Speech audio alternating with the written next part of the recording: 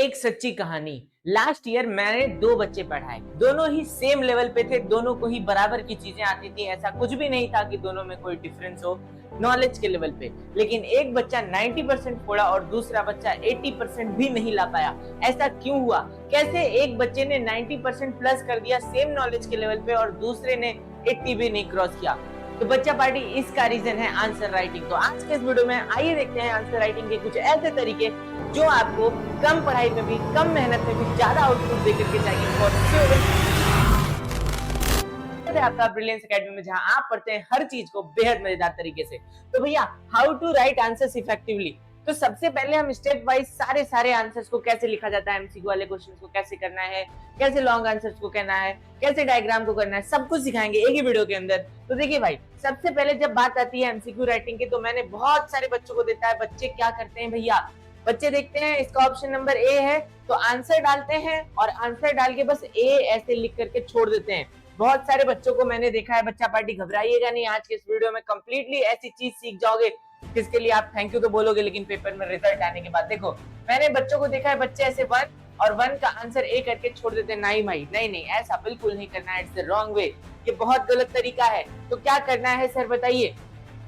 सबसे पहले तो भैया क्वेश्चन को बढ़िया से पढ़ लो, उसके बाद आपको मैंने एमसीक्यू की आपने वीडियो देखी होगी कैसे एमसीक्यू को करेक्ट करना है, ठीक है। अब तक आपको पता चल गया कि सही आंसर अगर कोई चीज है तो आपको बहुत बढ़िया से लिखना है उसको।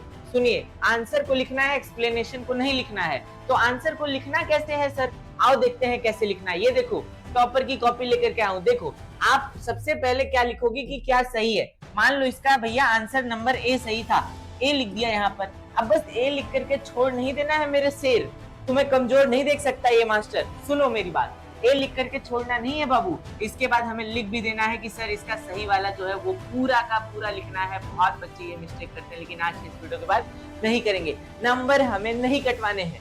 चलो, तो ये था तो एमसीक्यू तरीका, कुछ भी एक्स्ट्रा नहीं लिखना है बाबा। ये नहीं कि सारा ज्ञान भर दिए यहीं पे, ना, सिर्फ जो आंसर है वो ऑप्शन नंबर और उसका नेम, अरे मतलब जो उस पे लिखा हुआ है। सेकेंड चीज, कंपैरिजन टाइप क्वेश्चन भाई साहब भरे रहते हैं पेपर में। Difference between aerobic and anaerobic respiration. तो जो नूब बच्चा होगा 80% से नीचे वाला, वो क्या करेगा, वो लिखेगा aerobic respiration is this whereas anaerobic respiration is this. खिचड़ी पका देगा एक ही जगह पे। नहीं, एग्जामिनर तुम्हारी खिचड़ी खाने नहीं आया, उसको चाहिए बर्फी और समोसा और उसके साथ कोल्ड ड्रिंक। सर वो कैसे दे पाएंगे? अरे ऐसे दे पाएगा मेरे दोस्त। तो जो बच्चा सुपर स्मार्ट वाला काम करेगा वो ऐसे टेबल बनाएगा, इधर लिखेगा एरोबिक, इधर लिखेगा एनएरोबिक, भर देगा जितनी चीजें जानता होगा। सर क्या कुछ भी भर देगा? नहीं, कुछ भी नहीं भरना है। क्या भरना है मेरे से? फीचर्स, यूजेस, स्ट्रक्चर, सिर्फ मेन चीजें बतानी है, सारी चीजें नहीं बतानी है। 3 नंबर का डिफरेंस है, 3 डिफरेंस काफी होंगे। समझ रहा है क्या चैंपियन? हाँ सर। तो कभी भी कंपैरिजन वाले क्वेश्चन में अच्छे वर्ड यूज करने हैं और ऐसे टेबल बना के आंसर करना है, ऐसे नहीं कि कुछ भी। और लास्ट में एग्जांपल जरूर दे देना। अगर तुम एरोबिक रेस्पिरेशन लिख रहे हो तो लास्ट में एग्जांपल दे देना कि सर ये ह्यूमंस के सेल्स में होता है। सर एनारोबिक लिख रहे हो तो एग्जांपल में ईस्ट दे देना, ठीक है। समटाइम इन मसल सेल लिख सकते हो तुम, तो एग्जांपल्स को नहीं भूलना है रे बाबा। तो बढ़िया से मेन पॉइंट लिखा, लास्ट में एग्जांपल लिखा। तो इस तरीके से तुम्हें करना है कंपैरिजन टाइप क्वेश्चन। और बता रहा हूँ, जुड़ के देखो, बेस्ट से बेस्ट रिजल्ट लाओगे। अच्छा ठीक है सर, अगली बात बताते हैं सर। सब्सक्राइब कर देना। Concept based questions. अरे सर ये क्या है कॉन्सेप्ट बेस्ड क्वेश्चंस? तो जो क्वेश्चंस आपके लॉन्ग होते हैं, जिसमें ढेर सारी चीजें आपको बतानी होती हैं, वो आपको करनी कैसे है, आइए समझते हैं करनी कैसे है। देखिए, आंसरिंग करने के लिए भैया, मान लो आपसे कोई क्वेश्चन पूछा हुआ है, सर कौन सा क्वेश्चन का एग्जांपल लोगे? अरे कुछ भी ले लो यार। Why we need to balance chemical equations, ठीक है, बढ़िया क्वेश्चन है। आप सब जानते हो लॉ ऑफ मास कंजर्वेशन लगता है सर, जितना रिएक्टेंट का मास उतना प्रोडक्ट का होना चाहिए, जितने नंबर ऑफ एटम रिएक्टेंट के उतने प्रोडक्ट के, सब जानते हैं। लेकिन इसी आंसर को एक बच्चा लिख के फुल आउट ऑफ फुल ले लेगा और इसी आंसर को एक बच्चा लिख के आधे नंबर भी नहीं गेन कर पाएगा। आओ देखते हैं आंसर करना कैसे। सबसे पहले तो इंट्रोडक्शन। जैसे अगर तुमसे क्वेश्चन पूछा है why we need to balance chemical equation, we need to balance chemical equations because, एक बढ़िया सी लाइन से शुरू करोगे, इंट्रो दोगे भाई, डिफाइनिंग करोगे कॉन्सेप्ट को ब्रीफली। अच्छा, फिर आप थ्योरी एंड जस्टिफिकेशन, फिर आप जब इंट्रोडक्शन दे दिए वी बैलेंस केमिकल इक्वेशन ना, अच्छे से ब्रीफिंग कर दिए, करने के बाद बाबू आप थ्योरी और जस्टिफिकेशन लिखोगे कि बिकॉज दिस दैट, अपने सारे रीजन समझा दो। अब सारे रीजन समझाने के बाद मेरे शेर और सेनियो, लास्ट में आपको करना है कंक्लूजन। कि भैया एग्जामिनर को कंक्लूजन भी दे दो आखिर में एग्जामिनर को बता दो this is the reason because this मतलब this is the reason behind this phenomena, या फिर लास्ट में आप बता सकते हो so following were the reasons involved in this process. मतलब लास्ट में एक कंक्लूजन जरूर देना है। तो फिर से भाई गाना वाना नहीं लिखना है दोस्त, आपको करना क्या है, इंट्रो मारना है सीधा। इंट्रो आप क्वेश्चन की लाइन से उतारोगे, ठीक है सर, मतलब क्वेश्चन की लाइन से आइडिया लोगे, जरूरी नहीं है एग्जैक्टली वही उतार दो। फिर आप जो क्वेश्चन में पूछा है मेन बॉडी उसकी लिखोगे। इतना करने के बाद मेरे से आप लास्ट में कंक्लूजन दे दोगे कि भाई ऐसी ऐसी बात है, ठीक। अब इसके अलावा देखो नोट क्या चीज दिया है, इफ एनी केमिकल इक्वेशन और formula is needed write it clearly. अब तुम्हारे आंसर में अगर कोई केमिकल इक्वेशन लिखना है, बढ़िया से डिब्बा बना के लिखो, ऐसे डिब्बा डिब्बा समझ तो बाबू, डब्बा डिब्बा बॉक्स तुम्हारी लैंग्वेज में, हाँ बढ़िया डिब्बा बना करके उसको लिख दो, अच्छे से बेहतरीन लगना चाहिए। भाई क्या पता एग्जामिनर कलेक्ट करके आया हो घर से, तुम आंसर ही बढ़िया से लिखे रहो, खुश हो जाए, उसको देख के नंबर दे दे। यहाँ बीवी से झगड़े हो रखे हैं फिर तुम्हारे तो और हो जाएंगे, फिर नहीं कराना ऐसा ना बच्चा, बढ़िया से लिखना, एकदम हैप्पी हैप्पी वाइब आनी चाहिए आपकी कॉपी को देख के। सिंपल सी बात है, एग्जामिनर को तुम्हारी कॉपी एकदम इजीली समझ में आ जाए, that's what you have to do मेरे शेर और सेनियो। अच्छा, इफ केमिकल इक्वेशन और formula is needed write it clearly. Sample flow, भैया आपको करना क्या है, इंट्रो देना है, एक्सप्लेन करना है, इक्वेशन फॉर्मूला है वो लगाना है भाई, और कंक्लूजन पे आ जाना। ये थ्योरी के लिए, न्यूमेरिकल्स के लिए नहीं, अभी बताऊंगा आखिर में, आखिर तक रहना। वन लाइन क्वेश्चन, सर कोई वन लाइन क्वेश्चन है तो क्या करेंगे सर, 1 नंबर 2 नंबर वाला, मतलब उसमें डायरेक्ट ही आंसर मिल रहा है। तो देखो यार, सबसे पहली बात राइट इन फुल सेंटेंस, ऐसा मत करना, where the image is formed in our eye, direct retina लिख के मत चले जाना, ये ले बाबा रेटिना लिखा अपन फ्री है ना ना ना ना, आपको अच्छे से लिखना पड़ेगा, image is formed on retina, retina have rods and cons, थोड़ा सा एक्सप्लेनेशन दे देना है भाई, ठीक है, क्लैरिटी दे देना है एग्जाम्पल को, एग्जामिनर को क्लैरिटी दे देना है कि भाई हाँ ये बात है, ऐसे ऐसे चीजें हैं, ये हमें ध्यान रखना है, ठीक। जैसे राइट हैंड थंब रूल है, तो आप ऐसे नहीं लिख दोगे in right hand thumb rule we hold a wire and the thumb will be in the direction of current and the curling fingers will give me magnetic field, है ये नहीं बाबा, अच्छे से लिखना है according to the right hand thumb rule. Right hand thumb rule के हिसाब से हम लोग अगर एक करंट कैरिंग कंडक्टर को होल्ड करते हैं, राइट हैंड आप पॉइंट करते हैं करंट की तरफ, तो ये लड्डू बनाने वाली उंगलियां आपकी क्या दे देंगी, मैग्नेटिक फील्ड का डायरेक्शन दे देंगी। प्यार से अकॉर्डिंग टू का यूज करना है, हाँ अकॉर्डिंग टू का यूज करना है, इंस्टेड का वर्ड इंस्टेड कहाँ यूज करते हैं, जब आप समझा रहे होते हैं, नहीं इसकी जगह पे ऐसा होता है। बहुत प्यार मोहब्बत के साथ आंसर्स करनी है, जिस तरह से खुशी तुम अपने क्रश को देख करके पाते हो ना, उस तरह की खुशी एग्जामिनर को तुम्हारी कॉपी को देख के आनी चाहिए, समझ गए। अब इससे ज्यादा नहीं बता सकता। Note, if any law is related clearly mention the law name, भाई कोई लॉ है तो ऐसे ही नहीं कि चल दिया मैंने लिख दिया कुछ भी नहीं, उसका नाम लिखोगे, राइट हैंड थंब रूल या फिर लॉ ऑफ केमिकल कॉम्बिनेशन जो है वो लिखना होगा, ठीक। अभी देखो इस बच्चे ने कितना प्यार मोहब्बत के साथ किया, देखो cramps are caused due to formation of lactic acid in muscle cell, ठीक है, due to lack of oxygen. देखो तो सारी बातें इसने अच्छे से बता रखी है, due to lack of oxygen another pathway for breakdown of glucose is chosen. मतलब ये इतना लाइन क्या लिखना था, इसको नहीं लिखना था, तो डायरेक्ट भी लिख सकता था ना कि एनारोबिक रेस्पिरेशन एक और होता है, ठीक है, एब्सेंस ऑफ ऑक्सीजन में, ये तो ऐसे भी लिख सकता था। लेकिन इसने हर चीज को अच्छे से बताया कि due to lack of oxygen, oxygen की कमी से ऐसा होता है, समझे। डायरेक्ट भी लिखा जा सकता था ये आंसर, बट इस आंसर को बहुत बेहतरीन तरीके से फॉर्म किया गया। यही है, ये एक आर्ट है मेरे शेर और सेनियो, ये आर्ट सिखाते हैं हम अपने स्पेशल मेंटरशिप प्रोग्राम में, ज्वाइन कर सकते हो आप। ज्वाइन करने के लिए एक बार कम्युनिटी विजिट कर लेना, ठीक है। हाँ सर, तो ये चीजें सर, देखो हर चीज को बहुत प्यार से, ये देखो शॉर्ट आंसर ही है ना, लेकिन आपको सब कुछ मिल जाएगा इसमें, क्लियर एक्सप्लेनेशन मिल जाएगा, ऐसे नहीं पूरे में पूरे नंबर आते। देखो इसने सब कुछ बता दिया। मल्टीपल फिशन तो ये तो ऐसे भी लिख सकता था कि ये कैसा फिनोमेना है, लेकिन देखो कितने अच्छे से लिखा, plasmodium reproduce by multiple fission, in this process a single cell of plasmodium forms a protective coating cyst, ठीक है, समझ रहे हो बाबू। During unfavourable condition the cell divides multiple times at once producing several daughter cells. बढ़िया से बताया, लेशमानिया का बढ़िया से बताया।